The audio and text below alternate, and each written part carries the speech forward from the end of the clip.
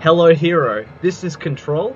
Are you for hire tonight? Because you are listening to Into the Night, a Moon Knight podcast. I'm one of your first hosts, Connor. And I'm your second host, Ray. And tonight we'll be looking at Lemire's Part 4 of 4 of Incarnations, issue number 8. We'll also be looking at Heroes for Hire, Volume 3, issue 1, written by Dan Abnett and Andy Lanning. So grab your issues, sit back, relax, and get your Khonshu on.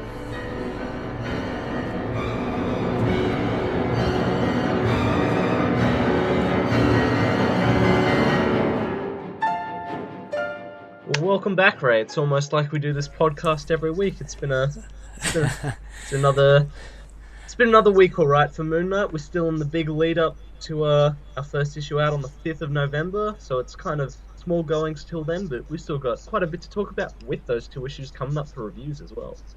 Yeah, it's been a pretty good week. It was great to come off the previous episode that we had our third host Rebecca on. It was very enjoyable. But yeah, we're straight back into actually almost rounding off Lemire's second arc of Incarnations, and looking at something slightly different. Heroes for Hire. It was a bit of a random one that we decided to slot in there, but yeah, that's proven to be quite enjoyable. Yeah, I didn't even know it existed until Ray told me about it like 2 weeks ago, so that was a good read. I hope listeners at home read it as well, so you can follow along to our discussion. If not, that's what we're here for as well. Mm-hmm. The lowdown on the Moon Down. and it was quite good, actually. I'm actually looking forward to getting into issues 2, 3 onwards. Yeah, actually, it's quite a cliffhanger at the end. Yeah, it piqued my interest. What are you reading at the moment, Connor?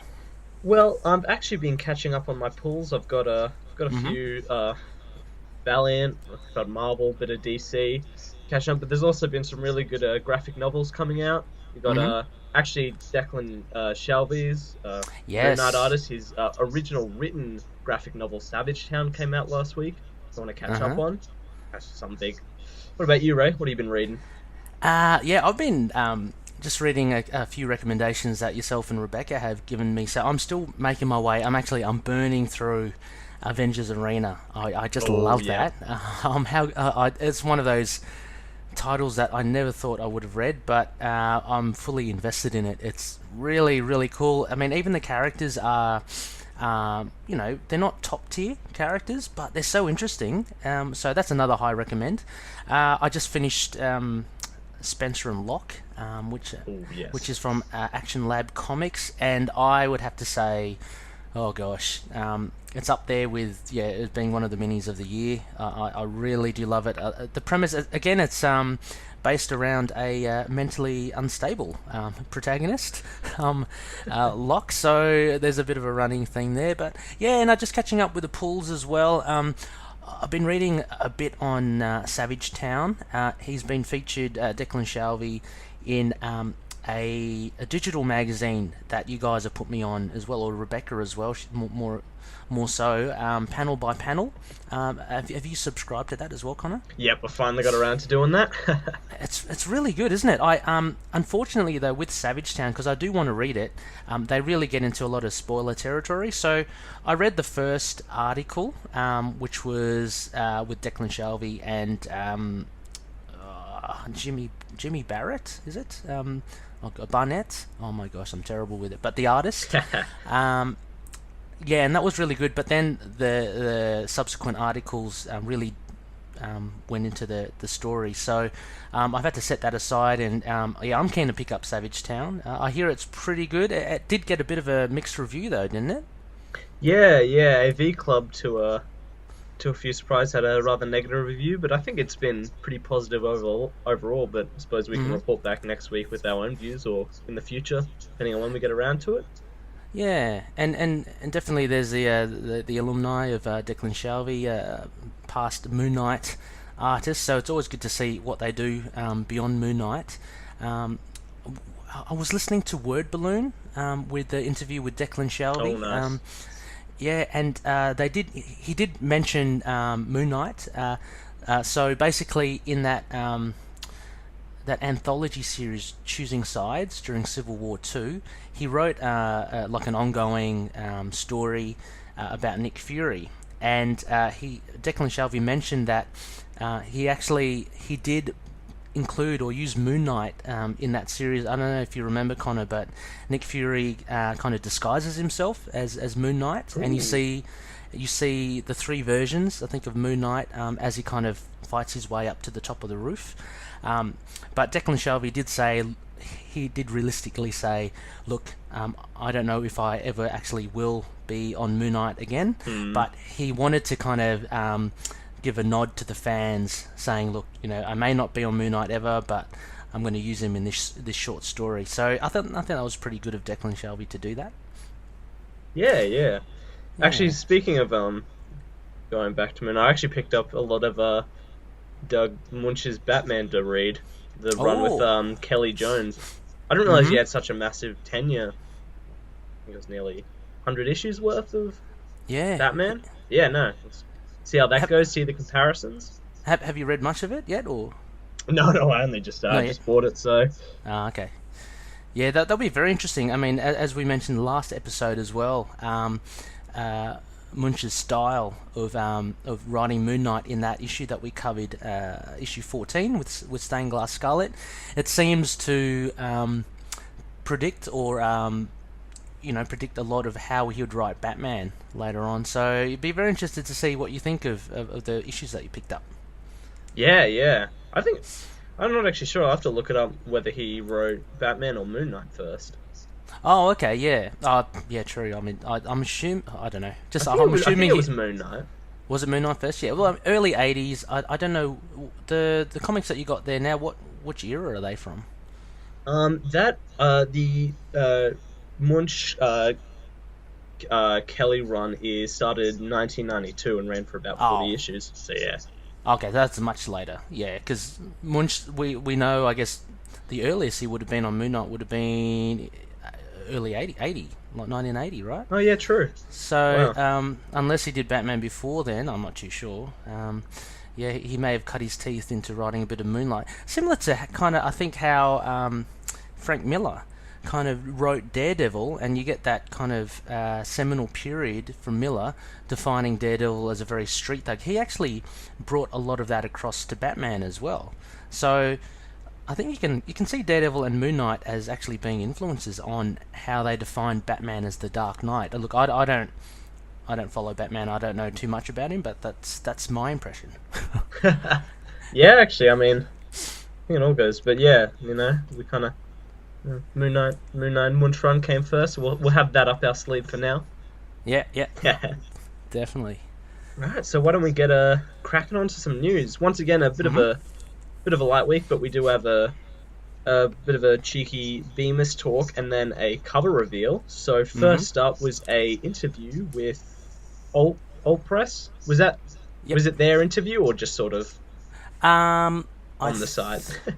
I think it was might be actually theirs. Yeah, it was Alt Press TV. So yeah, that was definitely from them. In it he was talking about, it's mostly about his band Say Anything, but he was talking about writing Moon Knight, and that he says Moon Knight, which is one of my favorite characters that I'm getting to write, but I'm sure I'll put out some original ones that I come up with. I'm having a lot of fun working with Marvel. We got a sort of a what was it? A headline saying it was confirmed he was writing another title or something, but yeah, it was another one of those instances of something kind of blown out of proportion. I think I did a scan for Moon Knight news, and that's what I pulled it up on, and then I listened to, it's about a 6.5 minute interview.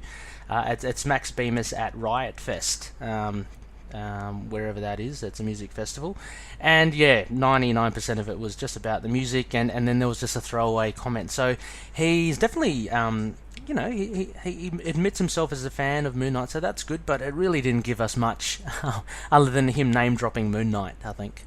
And he did mention, I may be working on other titles, with original characters later on, but at the moment he's happy working on Moon Knight. So again, we can speculate, but I don't know whether that's, if there's something behind that or it's just a throwaway. We'll have to see. Also, congratulations to Max Bemis and his wife. They're having a Yes. new baby in April. I think they said. Yeah, Yeah. but a boy. Yeah. Yeah, I saw that actually. I follow him on Twitter, and I saw a whole string of tweets, and I was like, "What's all this?" And you kind of track it back, and yeah, so expecting number 3, which is pretty cool. That will keep him busy as well as writing Midnight, I guess. and producing music. I'm not sure. He's kind of a superstar with how much he's doing, actually. Yeah, it's fairly far impressive. out. I wonder if he gets any sleep. Yeah, because I think they're releasing a new album soon, so they must have been in the studios, working away at it. Yeah, just another bit on Bemis, actually. If anyone's been following his Centipede run, that final issue as a mini comes out sometime next month in October. Have you read that, or is that any good? No, I'll pick it up in trade. I think it's a 4-issue mini, so I think nice compact little trade. Yeah, nice. Four issue trades are or 4-issue arcs are, they can be really hard to do. I think we spoke before, Connor, about Valiant's like Rapture.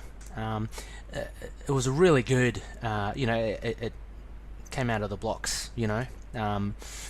But it kind of ended a bit weird because I think it needed a few more issues. Whereas, you heard me fawning over Spencer and Locke a couple of nights ago. As a four-parter, it was just tight. And even reading it, with significant time in between each issues, it was you never felt lost. 4 issues arcs can be a tricky thing to navigate through. Well, sorry? Oh no, I was about to go to the next point, but sorry, did you have something? No, I was going to go as well, but I couldn't think of a good segue, so I hope you've got one. Well, speaking of... I don't know. No segue there. A second bit of news, which is I think, one of the most exciting bits of news that we had this week, was...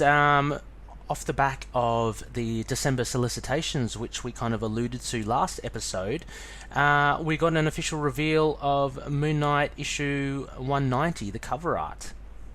Yeah, featured a Moon Knight being on top of a building skyscraper as the sun god Horus is bearing down on him with fiery swords. Moon Knight using his truncheons to protect himself. Yeah, and what are your first impressions of this image, Connor? I think it really makes the Sun King quite fearsome. He's like this angry-looking kind of bearded old man, but you know the way we position the cover, we've got Moon Knight down the bottom, so obviously he's not in the position of power in this fight. He's down on his luck here, so I think we're set up for a pretty threatening villain.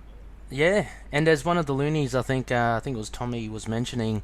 You got Moon Knight there with his truncheons trying to defend himself against what looks like a sword made out of fire. You got the sun god with fire coming out of his eyes and his hands, so he's definitely got a lot of work cut out for him. I thought the look of the Sun King was surprising. I wasn't expecting it to be so kind of grounded and down to earth. He's in very plain clothes.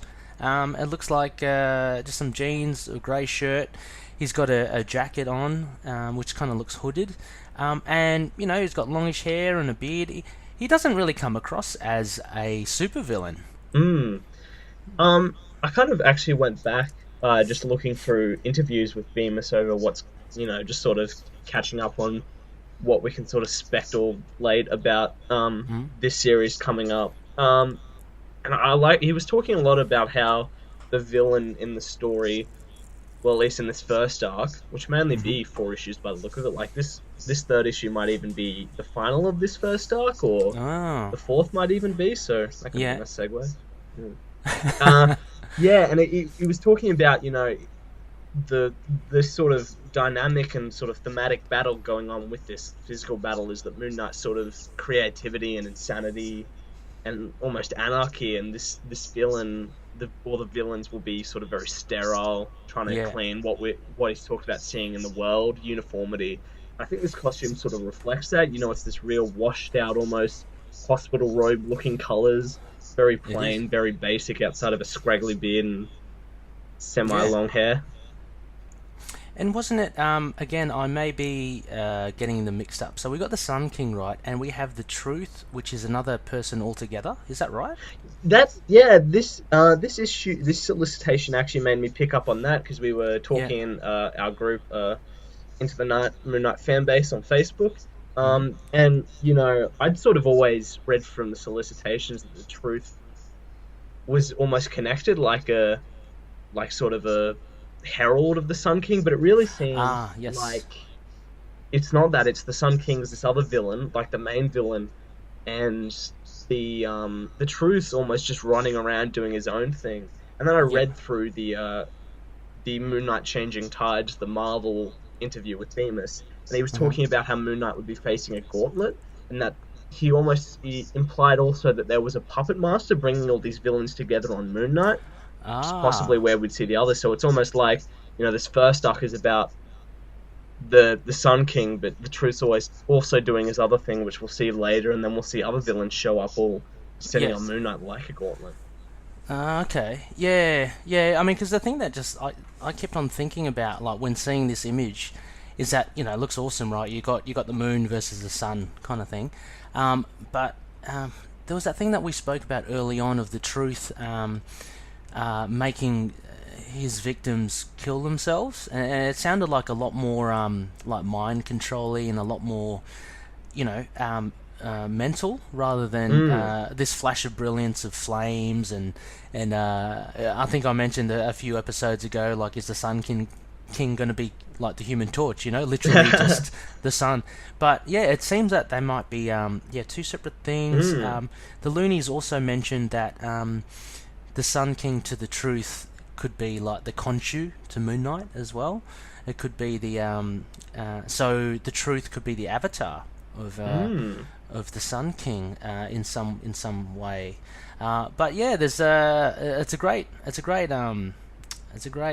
cover for 190 as well. The sky is kind of like a blood red as well. They're definitely on the rooftop. But yeah, Moon Knight is he's got a lot of work to do on it in it.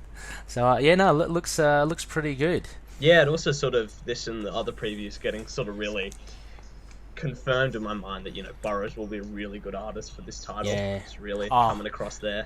yeah, having seen this and the cover to 188 and the variant cover as well, I've got total faith in Mm. Burroughs now. I just can't wait, and I'm quite excited for Bemis, as I mentioned before. So I think we're in for a treat come November.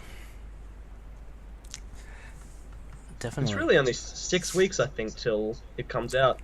Mm, I know, and we'll be so that news about the Punisher as well, Connor. The release date seemed to have been leaked. Yeah, October 13th. So we'll be busy with Thor and Punisher, and before we know it, we'll have Moon Knight. And just to assuage one of our loonies as well, don't worry, we will definitely be covering each and every new issue of Moon Knight as it comes to hand, much as we are doing so with Lemire right now. So yeah, no, we're both looking forward to it.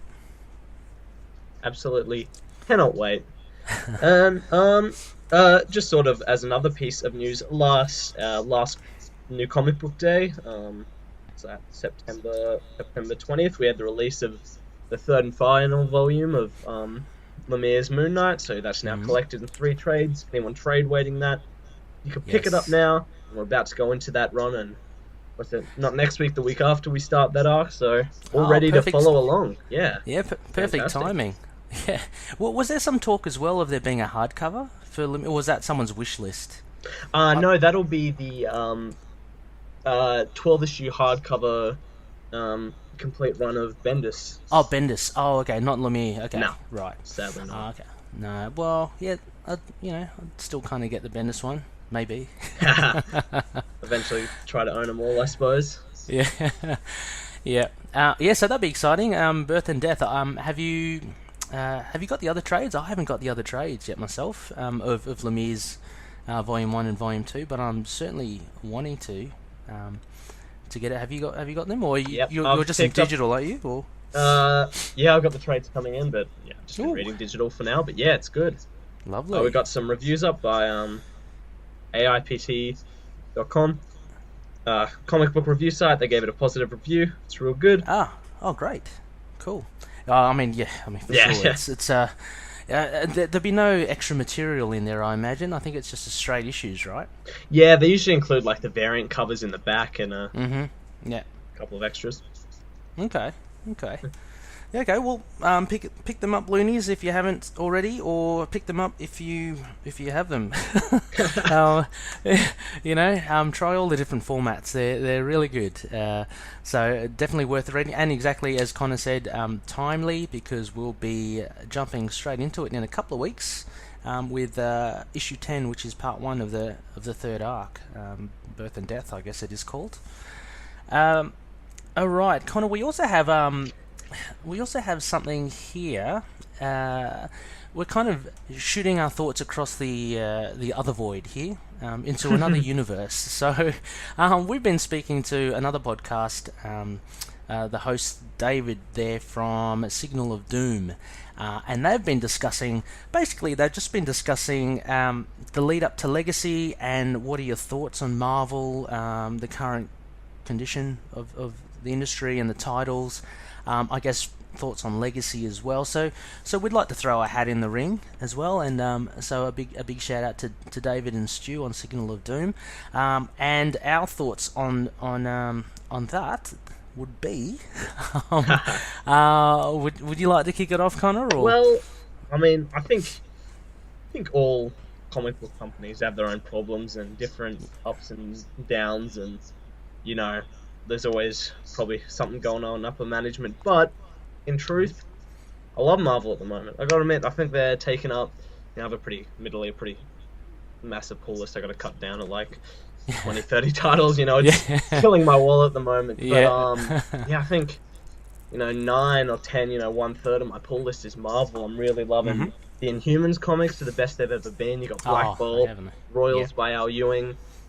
Once and Future King by Priest. Yeah. I'm loving the new Hawkeye series by Kelly Thompson. Spider-Man, I think, had just an amazing issue with Greg Smallwood, actually, a one-shot about Norman Osborn.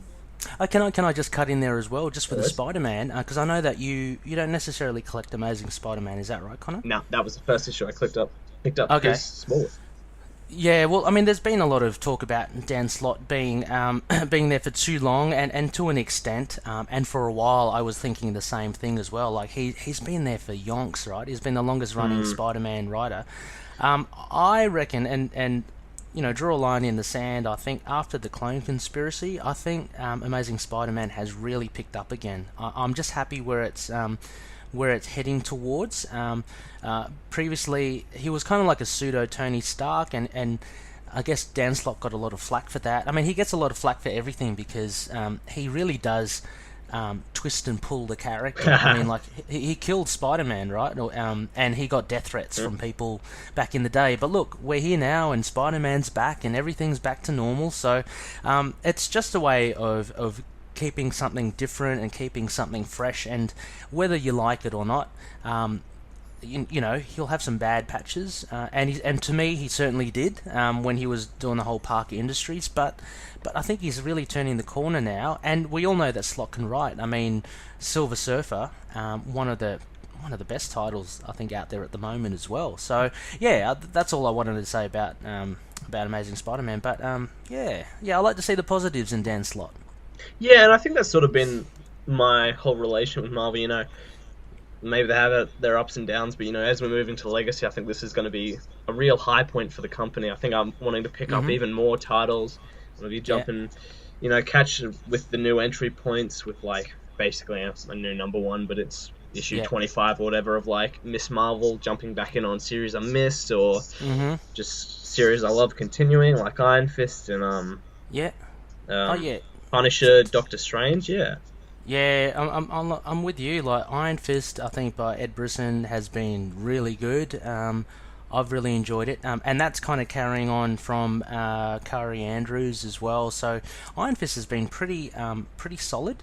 if you look at it. So it depends on what you like, I guess, in Marvel. Like, there's been a lot of criticism with the Avengers, say, losing a bit of its steam, which, look, I would agree to an extent, because I used to collect the Avengers, and I had to drop it because one, too many titles, but it just had to go. I just had to let that one go to be able to collect other things.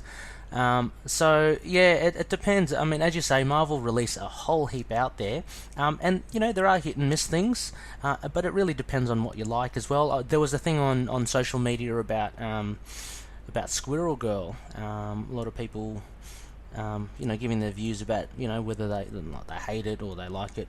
I mean, everyone's different. Yeah. So for every 10 people that hate it, there's another 10 people that love it. And that's totally fine from both sides. We have this beauty of choice. We're spoiled for choice. If you don't like it, just drop it and find something else. There's so much out there. So yeah, I mean, I think that's my take on it. And Legacy, I'm looking forward to as well. Yeah, like even Punisher donning the War Machine armor, that sounds cool. It's not going to be permanent, but it's going to be a fun ride while it's there. So yeah, basically Doctor Strange as well. I like Jason Aaron was great in it. I don't mind Dennis Hopeless. I think he's a great writer as well. Yeah. So plenty of positives. Yeah. Where we sit, we're pretty positive pals about Marvel. Obviously, we'd be amiss to say that there hasn't been problems with the company in the past few years. But I really feel like, for me personally, as my taste and my kind of, as being a part of my specific part of the readership, Marvel's on the good track. I'm loving Legacy, and I'm, Marvel Legacy Moon Knight. Yeah, exactly. And no one's like, putting a gun to your head to say that you got to buy this title. I mean, again, like as I said before, you've got a choice. I like living in my own little world with Moon Knight and the street level characters. I find them good. I tend to lean towards titles that are quite separate from the rest of the bigger universe, only because I think it gives them a lot more freedom. Like Black Widow, that run with Mark Waid and Chris Samnee, I thought was really good. It had nothing to do with Civil War 2, I think, which was the event that happened around then. Those are our thoughts. One of the main thoughts, though, I guess, that David, who's a huge Punisher fan, Connor, what are your thoughts on the material that we've got from the Punisher, the trailer, the TV spots? What do you reckon? Ooh, I'm loving it. I think a new trailer dropped a couple of days ago. I'm not very good with specific time. Probably picked up over the last few episodes, but the new trailer was really good. I think I'm really liking what they're doing with this big evil military corporation. They're fighting the corruption for the good citizens of the street. Looks pretty intense. I mean, that's what you want with Punisher. It does look intense. It's good. And just actually, again, tying it into the other universe of Signal of Doom and their comments, David mentioned in his and Stu in their previous episode about some comments from Chuck Dixon. And it'd be interesting to get your thoughts, Connor. I'm not sure if you managed to listen to the episode, but they were saying the focus has been put on the Punisher now fighting like a faceless, kind of government or covert organisation, which has kind of made it more acceptable because he's not targeting, say, minority groups in crime. What are your thoughts on that kind of view of how they're what seems to be how they're working the Punisher? I'm sure he's going to be fighting some street crime as well, but what are your thoughts on them taking that kind of angle? I don't really think it's faceless. I think it's I really like this idea. I think I don't think it will be faceless. I think we see in the trailer. I mean, the character's already been confirmed, but I can't remember their name. But we've already got a big bad. We've already got and I suppose the reason why it is a military corporation is his sort of new backstory with the Netflix show is basically all the Marines he worked with back in the day, sort of a covert team he was on has gone rogue now in the future, and that's sort of where we're up to now. and that'll be how we jump from the past to present. I think that's just how they wanted to explore the origins. It's almost like a video game. You know, you have your little mini bosses of his marine friends turn evildoers, and then the big guys up top. But yes, I don't think I got a lot of faith with this storyline. I think. Yeah. Oh no, yeah, I'm looking forward to it as well. I guess I was trying to lead the witness a little there, Connor. I was trying to head you towards. Apparently, they wanted to steer away from the undertones of there being some sort of racial or discrimination of having like criminal groups portrayed, different races, whether Latino or African American or I don't know, Hispanic or Mexican. For me, I mean, those comments, I thought, I don't really see it as well. Only because I can only just think of Daredevil. If you look at Kingpin with Nobu and Madame Gao and the Russians, they're all different races.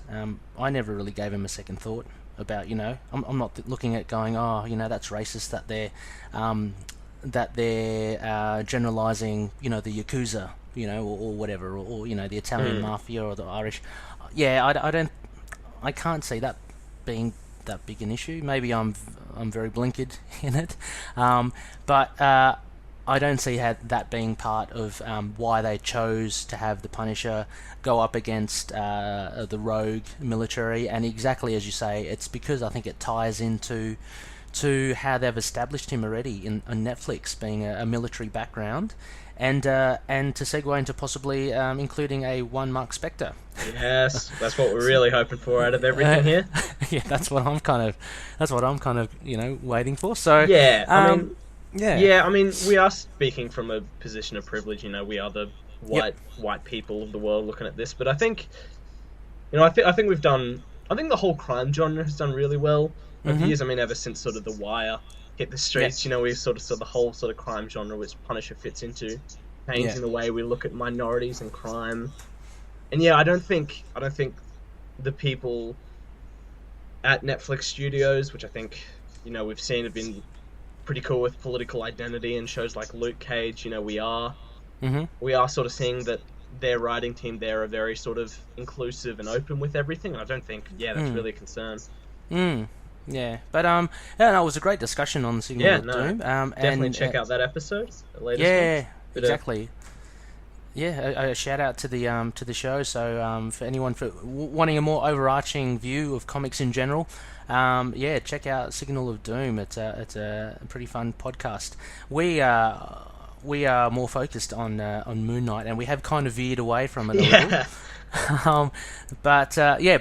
Look, we're just excited about the Punisher and what he might bring. So remember that Marvel employee said that another Marvel character will appear in the Punisher. So we still don't know who. Quite exciting.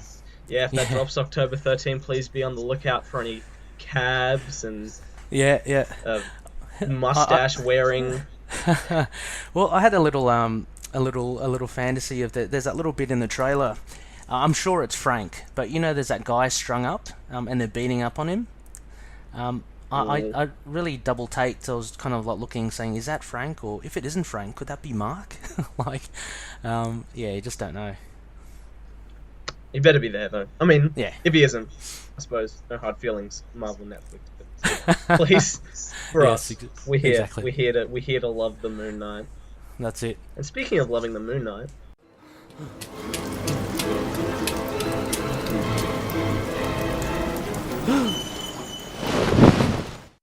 I'm not good with segues today, guys. I'm sorry. We are going to be jumping into our issues this week, and sort of going back from, someone has joined us last week, or maybe even from the first episode, jumping to the latest episode, as I know some of our loony listeners have been doing at the moment. How we run our reviews down on this show. Wow, I don't know what we're doing. We'll be introducing our issue. We'll be doing something called our bare bones, where we sort of recap the issue for you, whether you haven't read the issue, or touch up on what happened in the issue. And then we have four main aspects, where, like the four main aspects of Khonshu, we're talking about our four favorite or biggest discussion points from the issue. A nice little discussion over, and then we give our Crescent Dart rating out of 5 Crescent Darts, which we have known to break the mold with, but that's what they're there for. Exactly. Sometimes it's so hard to choose between the issues, right? So you have to. How about Connor? How about you kick off with Lumire's stuff? Moon Knight Volume 8, Issue 8, Incarnations, Part 3 or 4. We're nearly at the end of this amazing arc. Released on the 2nd November 2016. This was written by Jeff Lemire, drawn by Wilfredo Torres, Francesco Francavilla, James Stocco, Greg Smallwood, pencils. Oh, they're pencilers. Yep. With colours by Belair, Stocco, Francavilla, and Michael Garland. Michael Garland working with Fredo Torres, Jordi Belair on the Greg Smallwood, and Francesco Francavilla and James Stocco colouring their own art. Lettered by Corey Petit, a mammoth issue to do this one, and covered by Greg Smallwood, so jumping back from just 2 artists last week to the full cabaret. Yeah. And for our bare bones, Jake Lockley finds himself arrested and questioned over the murders at Gina's Diner. The familiar faces of Billy and Bobby, who in this reality are police officers, try and get a confession out of Jake, but are interrupted by Detective Emmett. She questions Jake over his illness and the costume she finds in the back of his cab. Then, without warning, reality shift once again, and it appears as if they are part of a Stephen Grant film. Stephen is taken aback, as his consciousness seems to be one and the same with Jake, and once again reality shifts, with Stephen's conscious now back in Jake, with the interrogation room appearing all too real. Utterly confused, Jake fights his way out and escapes, donning the Moon Knight costume. Moon Knight confronts Crawley, who again knows more than meets the eye, and disappointed in Moon Knight, not knowing what is happening, leads him toward the real killer and suspect of the murders of Gina's Diner, none other than Midnight Man. Again, as Moon Knight confronts the Midnight Man, they appear to be only a part of Stephen Grant's movie. Again, Stephen Grant is affected by the apparent shift in reality. Spontaneously, Grant seems to bleed at the neck and rushes out of the studio, only to find himself on the moon base amidst the frantic battle between humans and space wolves. Grant sees himself as Masked Spectre, fighting off General Lupinar and his hordes. In an act of defiance, both Grant and Spectre lash out. Things become more chaotic as Grant runs through the realities of Jake Lockley and Mark Spectre. They can only run towards the door, screaming for help. As if by destiny, Jake Lockley and Mark Spectre also struggle to escape their own battles, and each head towards a door in search for Marlene. All 3 personalities of Grant, Lockley, and Spectre find themselves on the other side of the door in the same place. A New York overcome by Egyptian sand, and standing before them is yet another version of themselves, Mr. Knight, who appears to have some answers. Boom. Yes. Always the boom. Always a boom. This was another action-packed, and like, just looking back from previous issues, we have so much more overlap happening here now. Not just between not just between Jake Lockley and Mark Spector, but we have Stephen Grant here in the mix. So yeah, this was a mammoth issue. What were your initial thoughts? Yeah, this was a big one. I think this is sort of the perfect culmination of the arc. One of our aspects I'll get into is how they perfectly blend, but yeah, especially the last, what would it be, 6 pages of this issue? Mm-hmm. Yeah, 6 pages. Absolutely intense. Just all these realities blending into one. It was totally action-packed. Yeah, it was really great. There was enough action in there. We actually got to see the Moon Knight costume as well. So we got everything. We got to see a bit more of Stephen Grant. Not so much Marlene, but we got a bit of her a couple of issues ago anyway. So that was good. It was very good actually. Let me pull it up. And even the cover, I'm just looking at it there. You have the cover of Jake Lockley with his dodgy mo walking past one of Stephen Grant's movie posters of none other than Moon Knight. So definitely, it kind of summed it up a little, didn't it? It's what is the reality? Yeah. Oh gosh, where do we start, Connor? I suppose we better dive into our first aspect then, which Well, like the two issues before, the first issue of this arc with Torres and the second with Stoko, this is Mm-hmm. really Francovia's issue. He takes up the bulk of it. Mm-hmm. 60-70% of this issue is dedicated to his art, down the dirty streets, and the cop precinct being interrogated before putting on the suit and finding Yes. Crawley and Midnight Man. This was all him. So, what do you think of his art, Ray? I This think it's issue good. specifically. I think it was great. I'm looking at it. The opening scenes with Jake Lockley in the interrogation room. I think with Francavilla, one of his strengths is obviously color, but obviously how he uses light, and Beautiful. and the use of color with the light. So you have him with his. He basically uses a really limited. Looks like a limited palette. He's got blues, yellows, and then he has like the pinks and the reds, right? And with this interrogation room, he uses it so well. The use of yellow against the blue, to have first mark under the under the lamp, the pendant light, but then you have this light from outside the interrogation room, which comes across, and yeah, it was really good. Like when Emmett first comes in, she's all black because the light's behind her. And you see Billy or Bobby having a look at her, but yeah, really, really good. And comments from the previous issue about, I think I mentioned before how adjacent to Stokoe's art, I thought Francavilla's work kind of lost out a little. It seemed a bit simplified. I think here it isn't. I mean, like there's a lot more detail than what you seem to get from the previous issue. Yeah, and I think that was my biggest takeaway from this. You already covered the incredible light and color, Mm-hmm.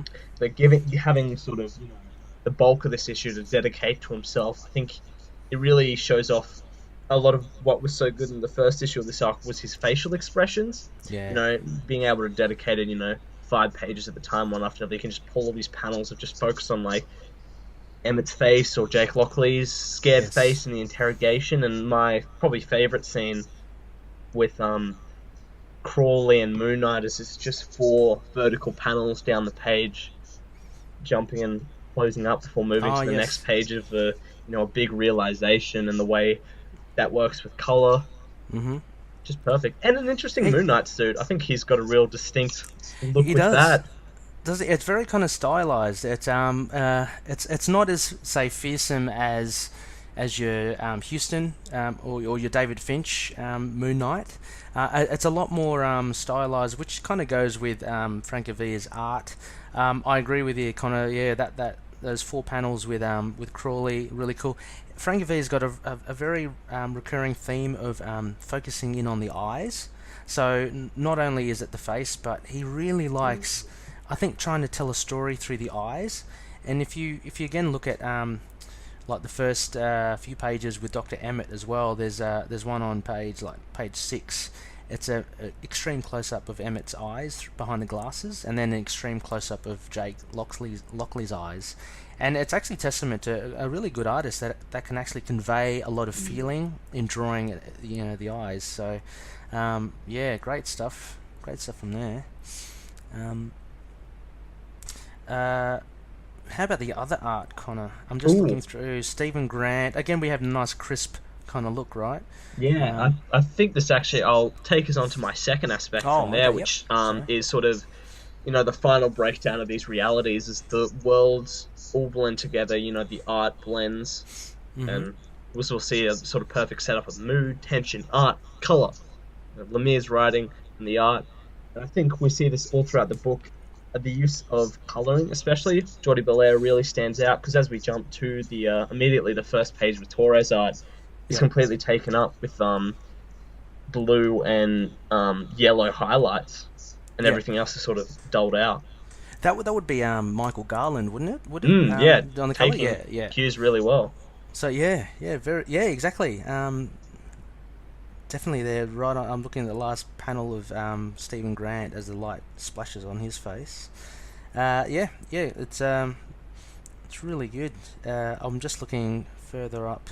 I just wanted to go back a little to Francavilla's art. There's a nice little splash of Moon Knight jumping across a full Yeah, moon. His cape's torn there. I don't know what happened to him there. He seems to have torn his cape. It looks a little strange. Only because his hood makes his head look like an alien. But yeah, no, it's a nice little. That's the thing I think what Frank Villa does. It's almost classic, like classic poses and classic. It just has a classic feel to it. Yeah, actually, give a shout out to another book he did. He did a run on Will Eisner's The Spirit recently called The Corpse Makers, and yeah, I think it's that total classic. Taking classic pulpy run like that, and Yes. something incredible. It's entirely by him, written, drawn, colored. Right. Definitely check it out. Actually, a lot of that similar, blue and yellow light hues. Actually, Yeah, right. I was about to ask. Yeah, does he carry it on, or is that just So that's purely his style, which is good. yeah, And then I mean, I'm just again if we still stick to just the blending, like the art kind of blending together.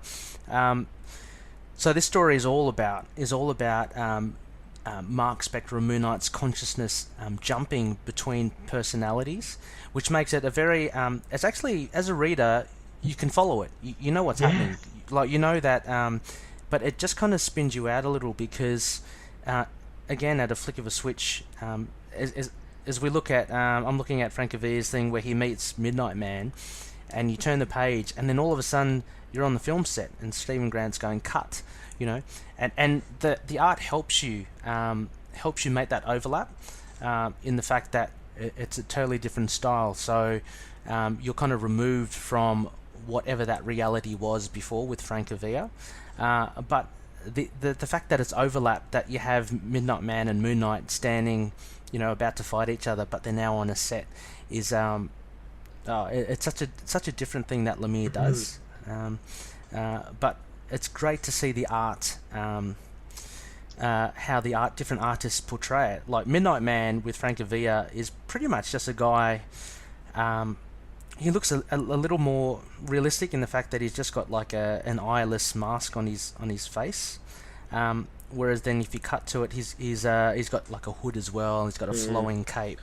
And Moon Knight is a lot more kind of a bit more stylish in this one as well. So yeah, it's an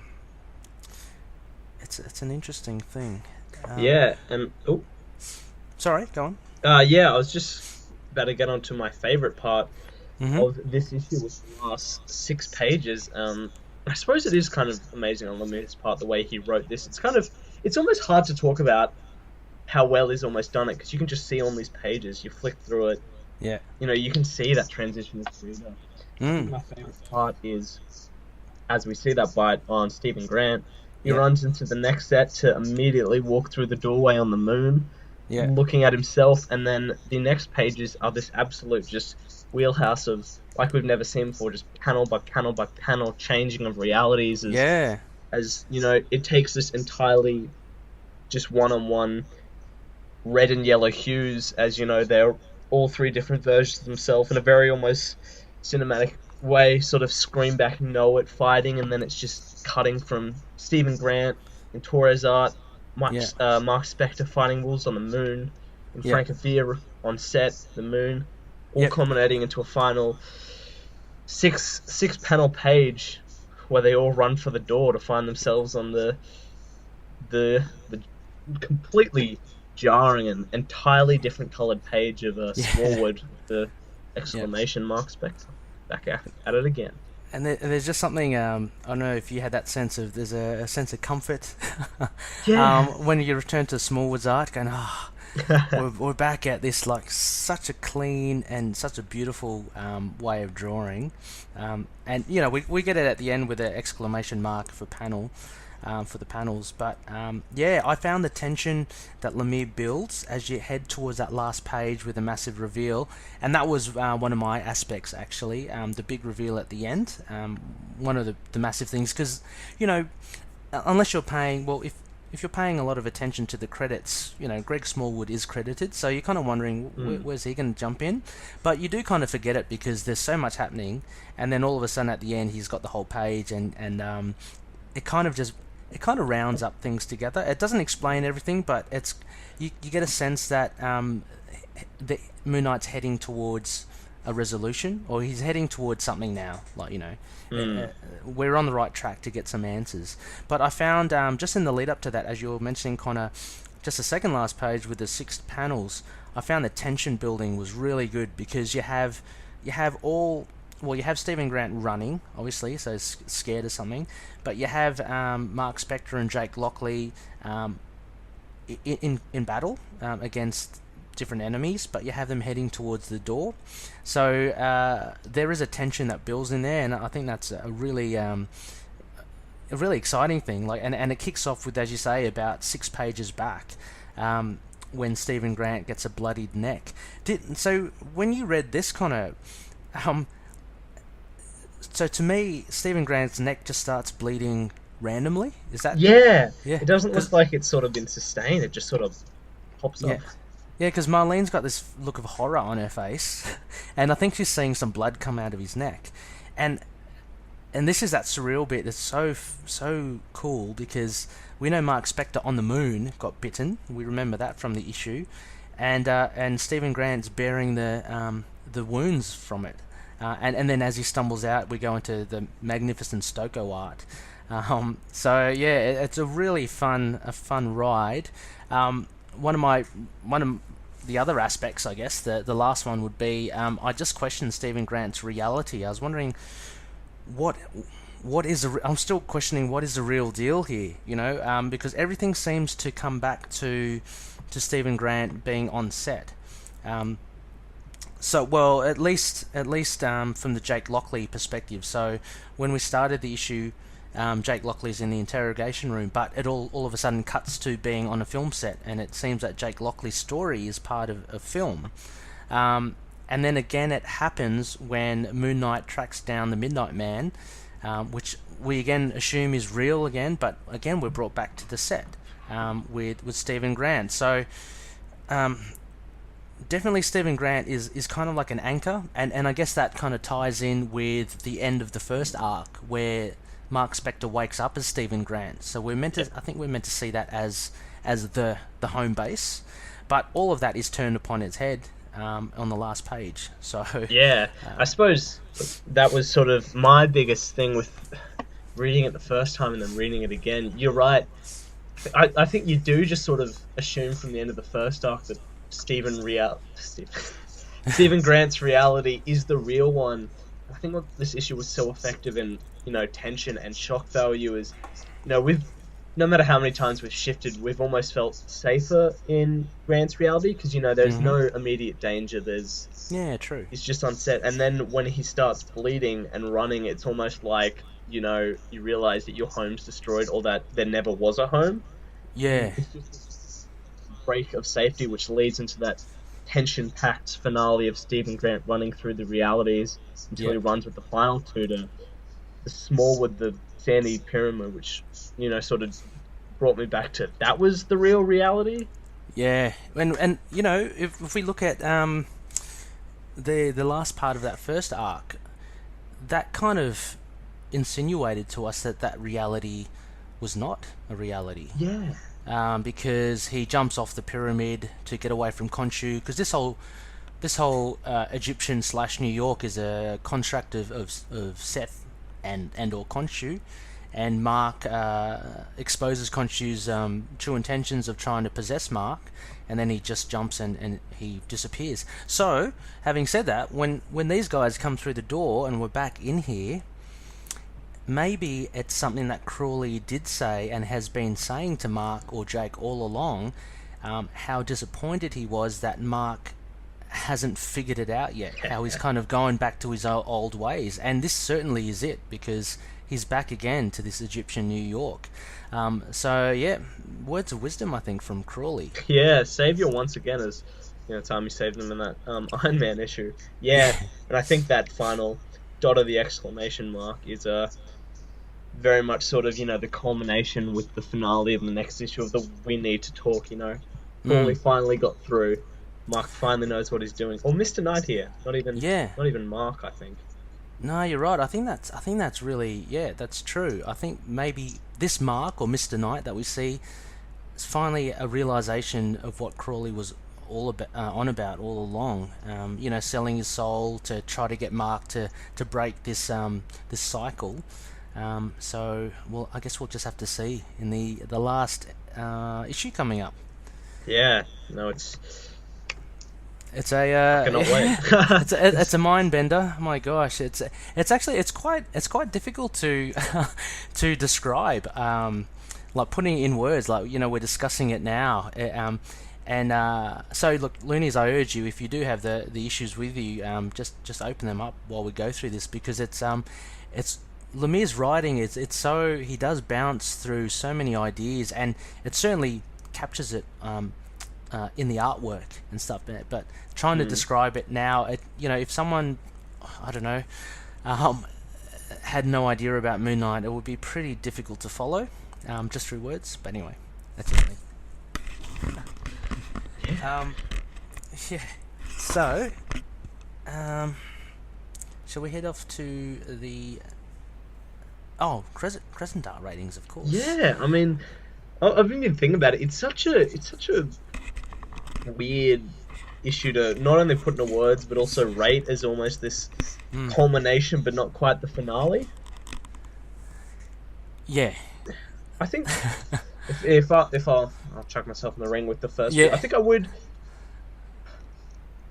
think I would give it, because I've been kind of going crazy with my 6 out of 5s. I think I'd give this one actually kind of a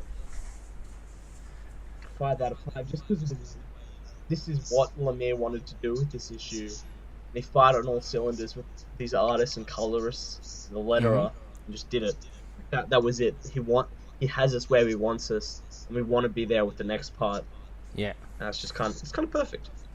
Yeah, I'd agree. I'd say probably a 5. I really did enjoy it. I know Luna, these are really high markings that Connor and I give to, but it's hard not to.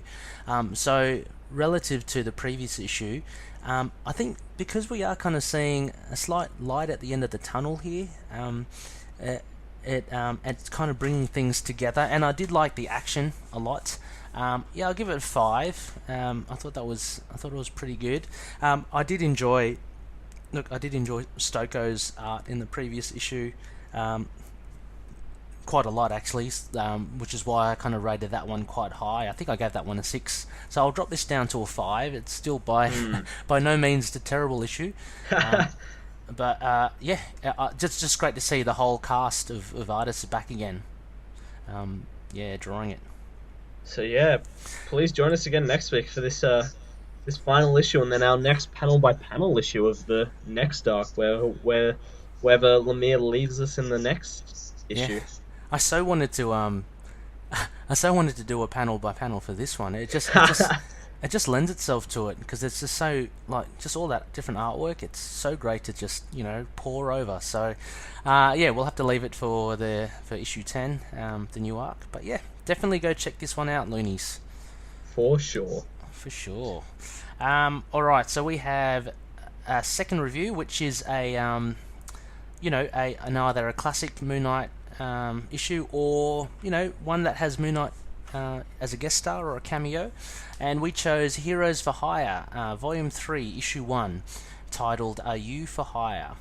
So this was released 2nd of December 2010, and the writers the great writers are Dan Abnett and Andy Lanning, who did Guardians of the Galaxy. Big fan of that cosmic era.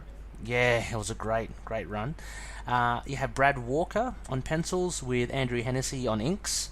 You have Joe Caramagna on lettering, and you have J. David Ramos on colours. And we have Bill Roseman as editor and Joe Quesada as editor-in-chief. So, for this very different issue, for the bare bones, we have Misty Knight controls the operation to take down a narcotics ring involving a new Atlantean drug called Hook. She utters the words, "Hello, hero. This is Control. Are you for hire tonight?" And her operatives respond.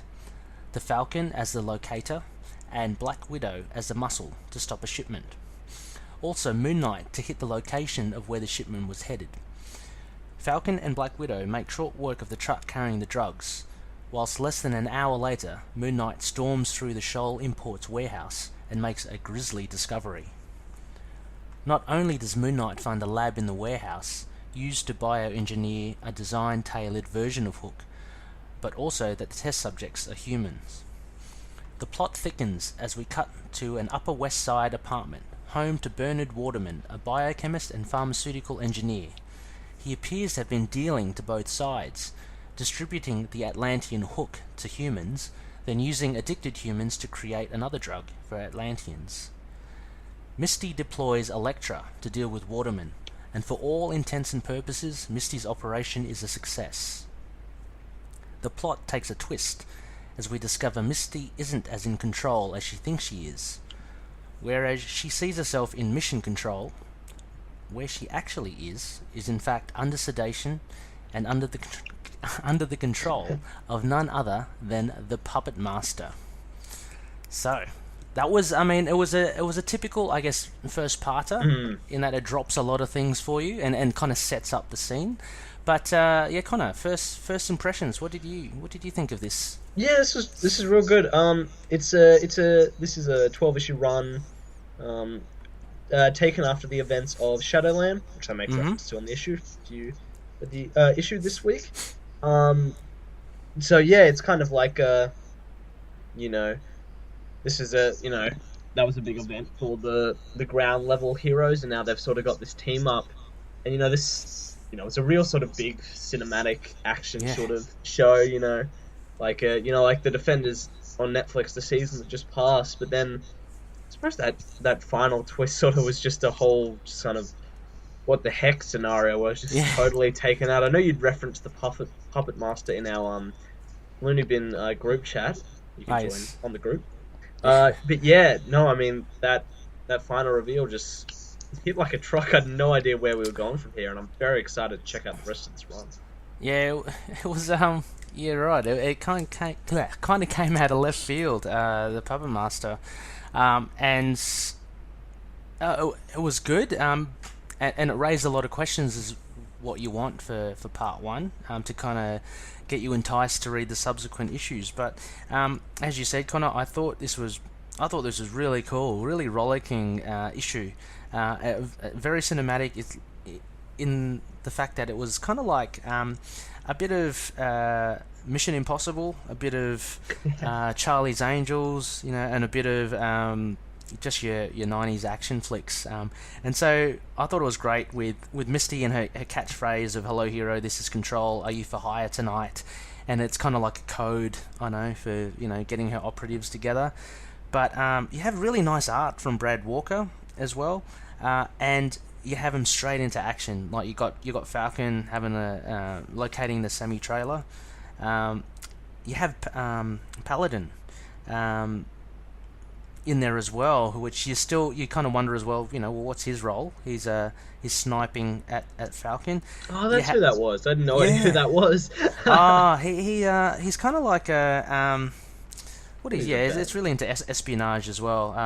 I always lump him with Silver Sable and Black Widow. Yeah, he's kind of that ilk. But anyway, then you have Black Widow. She's coming in her convertible, just driving up. You got the wind in her hair. Great art here to kind of set the tone. And you got the Falcon flying with his falcons as well. And I think I mentioned to you, Connor, how it's so great because obviously in comics you have no budget, like in the movies that constrict you. So you have the semi-trailer, putting up a force field. You have explosions, car crashes. It's stuff that you find in the movie, but it's just really fun to see here. And then you have your faceless goons coming out of the truck to fight. Yeah, really good. And we haven't even seen Moon Knight yet, so yeah. So I was kind of glad that after this little scenario, this little opening first act with Falcon and Black Widow, you have it ending with Misty saying again, "Hello hero, this is Control, are you for hire tonight?" And then we shift to our boy Mooney doing his stuff, And yeah, he takes on, well, he's such a badass. He takes on the whole warehouse himself. Yeah, but it was great. It was great. Yeah, I mean, I was really happy with how much of a shine Moon Knight got in this first issue. The cover has five heroes on it, and then in the first pages we get three other heroes that aren't even on that first cover. So we know it's a big cast, but we still get it's like 6 pages dedicated to Moon Knight fighting in this warehouse. Yeah, it's and he does make light work of it as well, and yeah, he does get a nice little run in here. It looks like he's got so this is after Shadowland. It looks like he's got the carbonadium. Is that how you say it? Carbonadium arm. Vengeance of the Moon Knight, right? From the Vengeance of the Moon Knight. So he's got more of that armor happening. Looks pretty cool. He chucks his crescent darts everywhere. He's nonplussed by all these villains. He just keeps on doing his stuff. Paladin is again just watching from a distance, and he makes this grisly discovery. So one of the first aspects, well, I think the main aspect pulled from this is it all revolves around the Atlantean drug hook. So the idea with this is it's an Atlantean drug that apparently is quite addictive to humans. So one of the dealers, Bernard Waterman, has been bringing it and selling it on the street to humans. But what he also does is it's a nice little double back.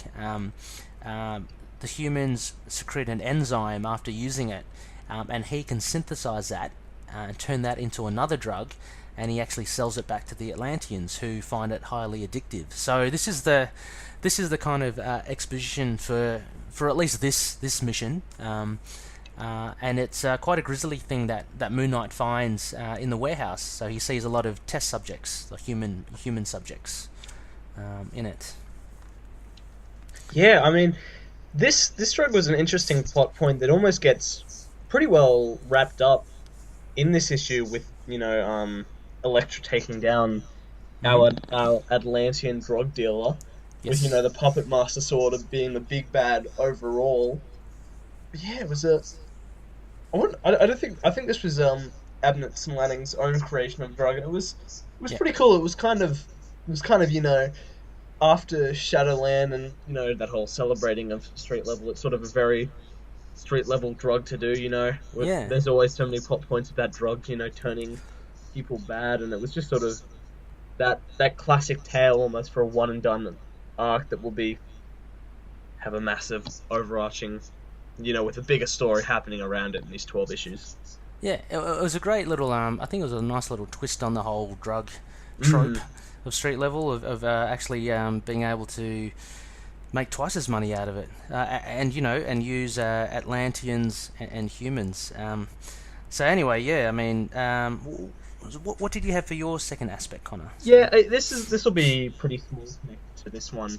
I think I just love going from Shadowland to this. It really just does sort of it celebrates the world of street heroes. This is a real sort of classic 90s action tale where almost these guys got a bigger light than when they were first introduced back in the 70s and 80s. So this is sort of just a real sort of fun, just action-packed take on that. It's all about drugs, gangs, crime lords. Those classic tales, and I mean, taking from the cover and the cover of the next issue, the first opening with Falcon and Black Widow, they may not even be in the rest of this run. It sort of seems very just sort of the Punisher, Ghost Rider, Iron Fist. I mean, like you said before, this is your bread and butter. This is your favorite, and it's a big favorite of mine. I think it just gets it right. It's a big cinematic tale, but yeah, I mean, and considering it's funny, I mean, like there's still.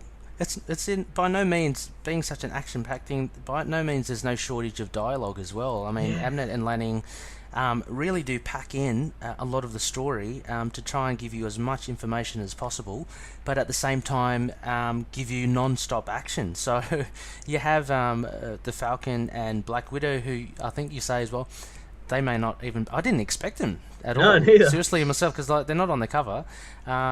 Just to maybe one and done, just to kind of go in, do their stuff, go out.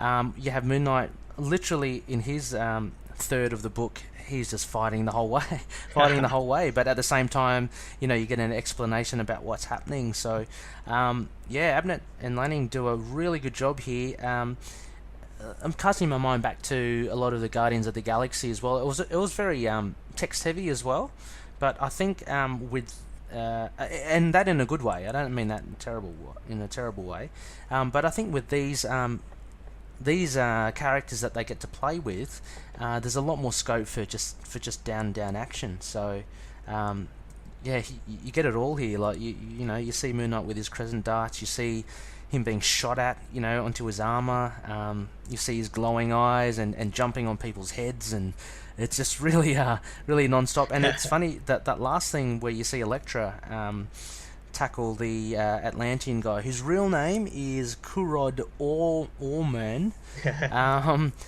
You don't even see her fight. Like, she just gets started, and then with a big splash page, and then that's it.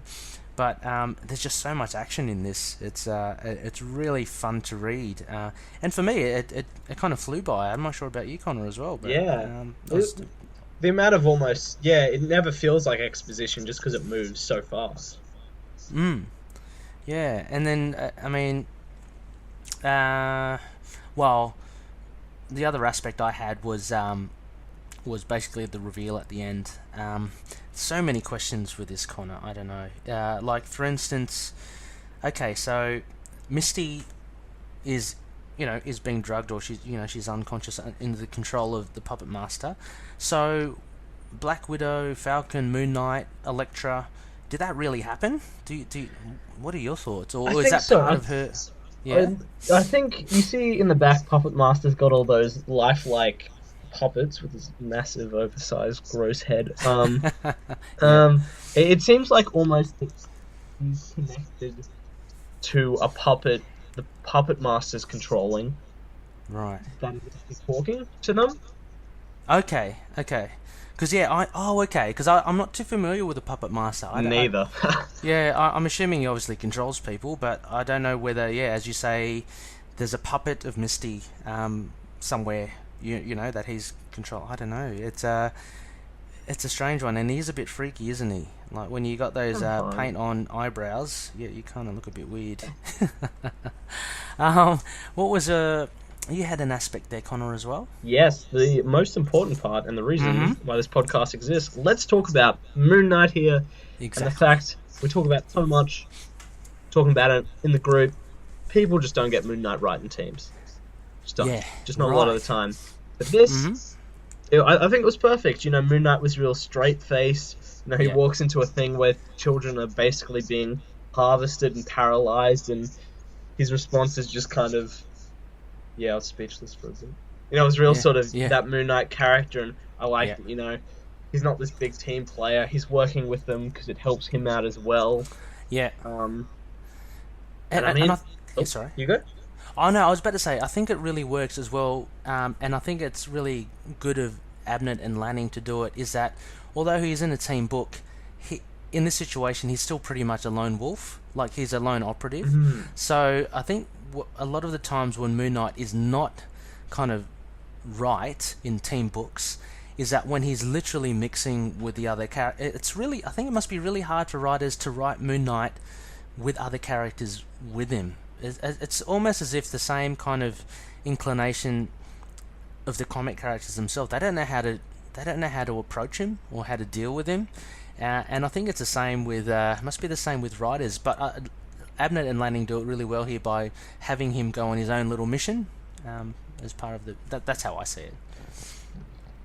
Yeah, and I think I love that Abnett and Lanning obviously are fans of this character because the first bit of this issue is Black Widow and Falcon taking out these goons, and they don't really say anything. They just kind of get beat up, but they really put emphasis on the fact that Moon Knight is scary. He's the one being shot up without a care, and we see the goons react. One he speaks and says, "Oh God," and is actually scared, like the original I wear white, so they see me coming and they're so scared they couldn't even shoot the moon.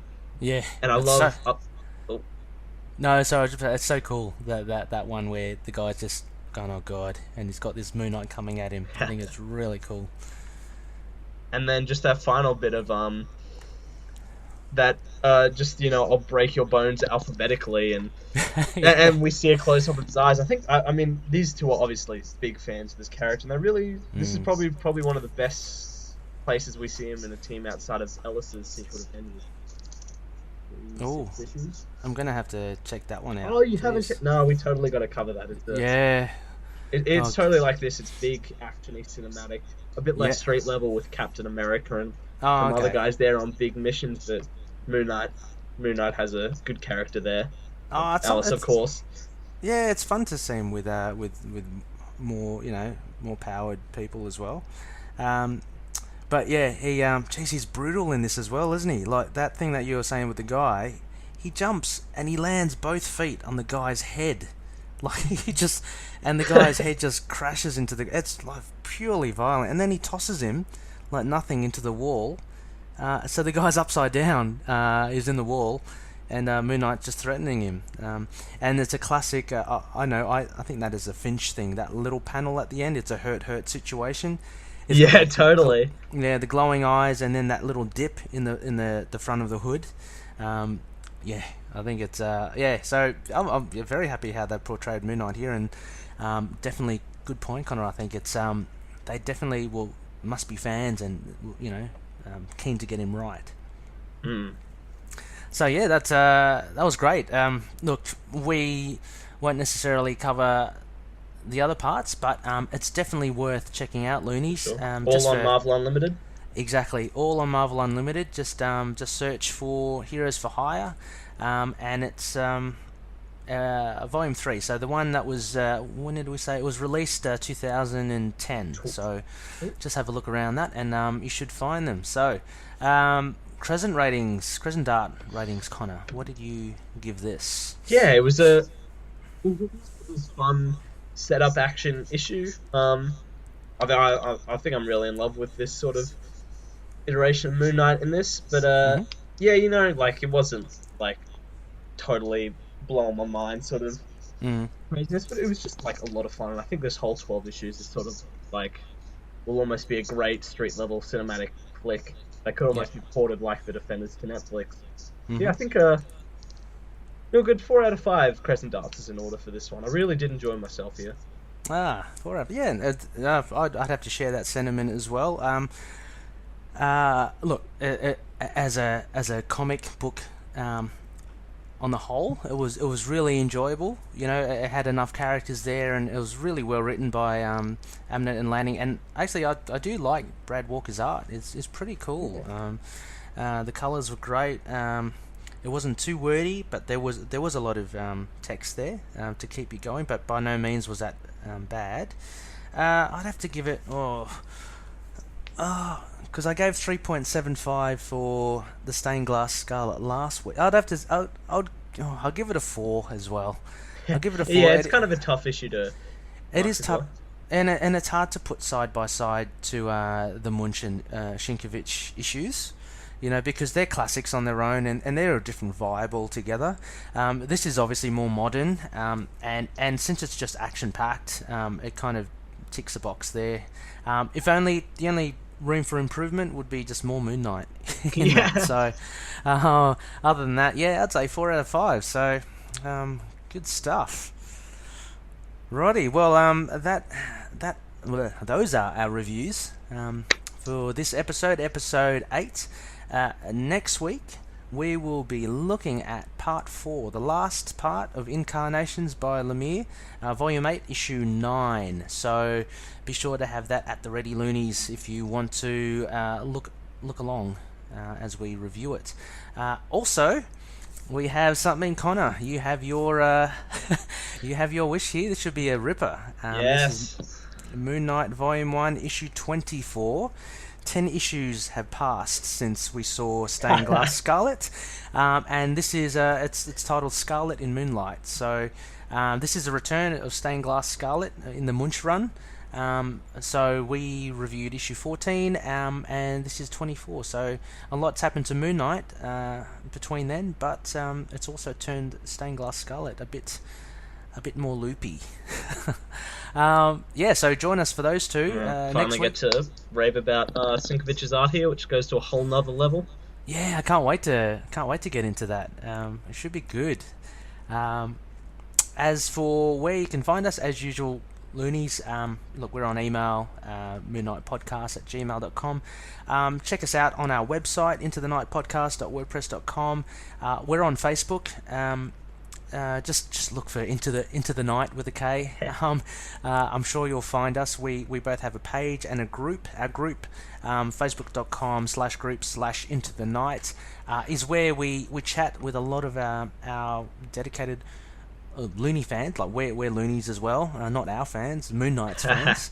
And on Twitter as well, ITK Moon Knight. We're also on Instagram, Tumblr, YouTube. You know, Connor as well. Instagram is a kind of glad we're on that. It's rollicking. It's a hotspot. It's great. Yeah, I think we're up to like 76 followers already, which is, it's still early days, but every day I check it and there's a whole heap of likes and follows. So appreciate that. And please check out this podcast if you haven't already.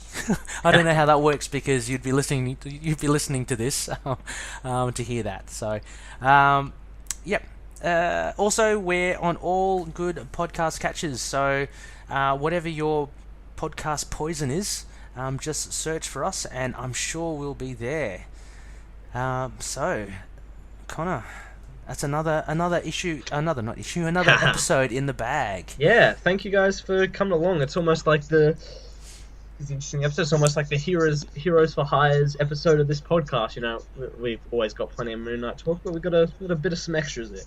Yeah, I mean, we ventured out. I mean, some of those issues that we will review will be only like Moon Knight cameos, so it is good to kind of, poke our heads out and see what else is out there, but rest assured, we will be focusing on Moon Knight, so anything, it will be related to Moon Knight in some capacity, so don't you worry. Okay, well, without further ado, I guess I'll say catch you next time, and may Khonshu watch over the denizens of the night. Thanks, guys. Bye. See ya. Moon Knight and affiliated characters, stories and events are properties of Marvel Characters Incorporated. Materials used and discussed within the podcast are intended for critique and review purposes only under the fair dealing concept of the current Copyright Act. The views, information or opinions expressed during the podcast are solely those of the individuals involved and do not necessarily represent those of the copyright owners.